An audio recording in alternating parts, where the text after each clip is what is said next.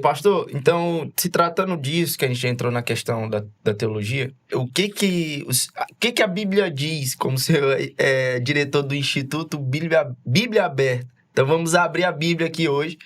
E a gente queria saber, pastor, o que a Bíblia diz a respeito da política? O que nós podemos aprender com as Escrituras sobre a política através da palavra de Deus? Esse é um problema, né, que a gente vai diferenciar aqui, não espero não ser mal interpretado, mas o cristão e o religioso. Não, os haters você vai ter demais aqui, nem se preocupe. E aí a gente tem o cristão e tem o religioso, certo? O religioso vai satanizar tudo. A política é do diabo. Política é do diabo. Entrou na política, pronto, se desviou, é do cão. E aí, essa questão da religiosidade é tão terrível porque vamos prestar atenção. Existem leis, né, no nosso Congresso que afetam os princípios bíblicos cristãos, sim ou não? Sim. Beleza, então afeta, certo? Muitas por sinal, né, pastor? Muitas por sinal, muitas. Né? Antigamente, eu não sou muito antigo, mas quando era menino, eu lembro que um religioso ia pregar no culto de rua, mandava todo mundo para o inferno, como se ele fosse o dono do inferno. Hoje, se ele for pregar isso, vai ter problemas. Vai, muitos, né? Muitos problemas. Por quê? Porque pessoas começaram a sentir-se ofendidas e as leis foram funilando em relação a isso. Então, existem muitas leis que podem afetar os princípios bíblicos, certo? Aí, esses mesmos religiosos que ficam contra a política, que não pode isso e aquilo, como é que eles vão ficar quando essas leis começarem a ser praticadas? Vão satanizar tudo? É tudo do diabo. E ele, como cidadão, foi o que ele fez? Como cidadão, qual foi o papel dele? É um ponto a ser refletido. Refletir. Então, eu como cristão, se eu for dizer assim, a pessoa me perguntou, não, mas a Bíblia não fala. Tem muitos assuntos que a Bíblia não vai falar, assim, direto, claro, objetivo. Mas o princípio a gente encontra na Bíblia. Por exemplo, um dos princípios bíblicos, autoridade e governo. É um princípio bíblico. E a gente vai lá para Romanos, capítulo 13, do verso 1 ao 7. Está falando de que lá? De autoridade. Falando de governo.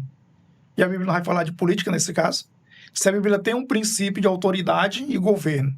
E Romanos, capítulo 13, existem várias passagens. Estou citando uma, que é conhecida demais. Romanos, capítulo 13, verso 1 ao 7, vai tratar exatamente da questão de governo e da questão da autoridade. Se a Bíblia fala disso, esse é um princípio bíblico e universal. Como é que a Bíblia não vai tratar disso? Como é que a Bíblia não vai reger essa questão política? E é interessante que esse mesmo texto vai dizer que as autoridades são constituídas por Deus. Todas as autoridades. Se a política é do diabo, como o religioso pensa, e as autoridades são constituídas por Deus, então Deus constitui a autoridade do diabo. Não tem lógica, não faz sentido. Entendeu? As autoridades, porque a autoridade está... Vamos supor que a política, o ofício da política, o exercício, seja uma capa. Se eu me torno um político, eu tenho essa capa. Eu tenho essa autoridade, eu tenho esse poder. A autoridade não está na minha vida. A autoridade está no ofício que eu estou exercendo. E essa autoridade, ela foi organizada por Deus. E aí, esse próprio texto vai dizer, e outros textos da Bíblia vai falar isso, que as autoridades, elas servem para estar regendo os princípios básicos da sociedade. Se você é um cidadão do bem, então você não vai ter medo das leis, não vai ter medo das autoridades, porque você anda no que é certo. Você vai até eleger quem defende aquelas leis, né, pastor? Exatamente. Se eu falando isso aí, se eu falou inicialmente sobre os pais da igreja, Eusébio de Cesareia, por exemplo, ele tinha o cristianismo como o detentor do progresso moral. E quando a gente fala sobre isso, a gente está justamente falando sobre essa questão que o senhor está pontuando, que se o cristão ele abre mão da posição dele na política, nós sabemos, biblicamente falando, que o diabo também tem os seus servos, eles vão tomar o lugar que era para os cristãos estarem lá, né, pastor? Então é algo... Por exemplo, nós temos algumas leis projeto de leis, na verdade, né? Não são leis ainda, projeto de leis, que não foram, aprovadas, não estão em execução, porque a gente tem cristãos representantes lá. E quando eu falo cristão, eu não estou me referindo a um segmento assembleiano, como nós somos assembleianos. Até porque, nesse sentido, e principalmente no contexto político, que os cristãos vai ser um grupo de pessoas que representam vários segmentos, várias denominações. E muitos desses projetos de leis, às vezes, são barrados porque tem cristão lá. E aí tem um ponto interessante que nós conversamos uma vez sobre isso, a questão da ideologia dos partidos. Então, o cristão deve se atentar a isso, né? Aí eu lembro que a gente pontuou que as ideologias são pontos a ser analisados. Só que a ideologia de um partido, ele não é forte no município. Ele não exerce muita força. Até porque as leis municipais, elas são feitas ali na Câmara dos Vereadores, e aí um vereador não vai dar uma tacada dessa de trazer alguma coisa que possa causar uma revolta de um segmento na cidade que é perdido. Então, essas ideologias, na visão do senhor, é mais do ponto de vista estadual... Estadual e federal. E federal. Porque lá, as leis lá não vão reger apenas o município.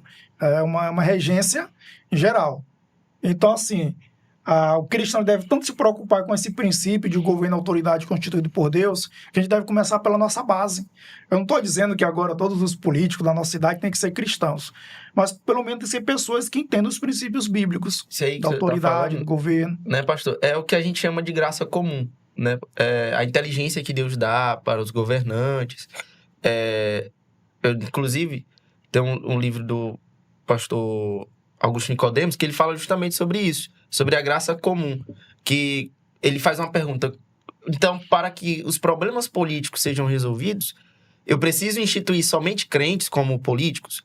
E ele mesmo responde, não, mas que essas pessoas tenham um mínimo de consciência da moralidade, da ética, daquilo do que é certo e do que é errado, né? E aí tem outra coisa interessante, ó, dentro dessa fala que você fez. Uma vez uma pessoa disse assim, não, mas fulano, ele não tem um padrão e Deus constituiu ele como autoridade. Não, não é bem assim. Vamos supor, a instituição de Deus está na autoridade do ofício a ser exercido, certo? Agora, a forma como eu vou chegar a me apossar desse ofício, eu usei o exemplo da capa, a forma como eu vou me apossar dessa capa, isso vai depender da forma como eu trabalho. E aí, por isso que alguns que praticam a politicagem, eles alcançam essa capa, eles alcançam essa posição, esse ofício.